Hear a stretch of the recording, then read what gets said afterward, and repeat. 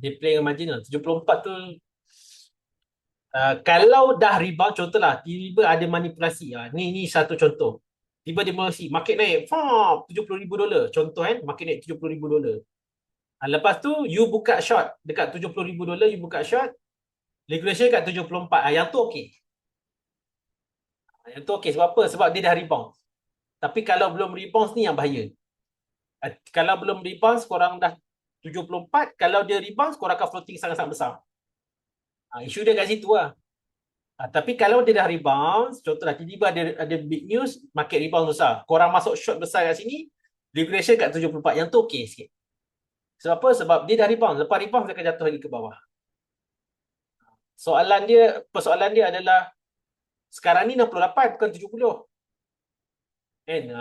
Kalau dia rebound ke 70, korang akan floating besar. Tu je isu dia. Kenapa margin jangan terlalu liquidation short, kenapa jangan bawah sangat lah, atas sikit.